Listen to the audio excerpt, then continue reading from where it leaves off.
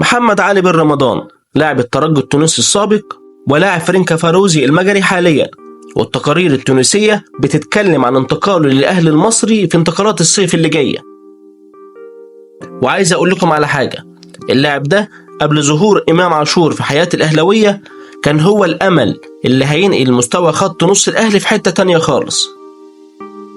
اللاعب اللي يقدر يعمل توازن دفاعي وهجومي ويضيف مزيد من المتعة والحلول للفريق، وده كان ظاهر جدا في فترته مع الترجي رغم هبوط مستوى الفريق في أوقات كتير.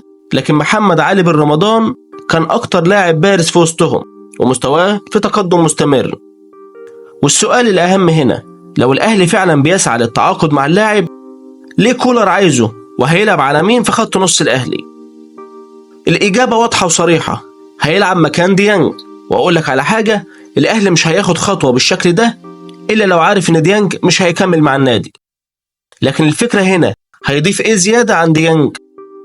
ديانج من اللعيبة المحبوبة عند جمهور الأهلي، اللاعب القوي السريع، لو عادل وشه للملعب وانطلق بكرته هتشوف دبابة بتجري في قلب الملعب ومحدش عارف يجاريه، ده بغض النظر عن قوته البدنية في الالتحامات. لكن عنده مشكلتين واضحين زي الشمس. أولا، الفاعلية الهجومية ضعيفة بالنسبة للأهداف والتمريرات المفتاحية.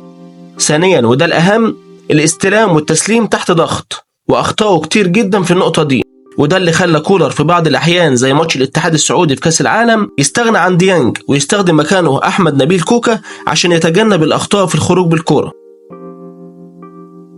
ودي أكبر ميزة موجودة عند بن رمضان، لاعب قادر يلتحم ويقوم بالدور الدفاعي، وفي نفس الوقت قادر يخرجك بالكرة بسلاسة، وقادر يتحكم في كرته تحت الضغط، وكمان فعاليته الهجومية ممتازة، تصويبات وتمريرات، وبيسدد ضربات ثابتة. أنا شخصيا أتمنى الكلام على المفاوضات يكون صحيح مش مجرد إشاعات، وأتمنى أشوفه في خط نص الأهلي مع إمام ومروان عشان نشوف خط نص قادر يتعامل في أي موقف في الملعب وتحت أي ظرف.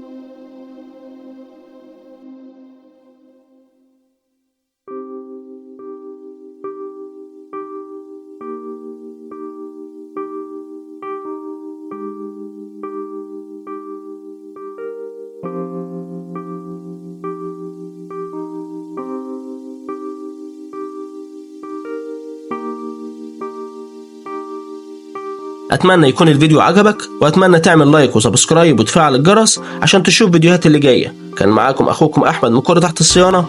سلام.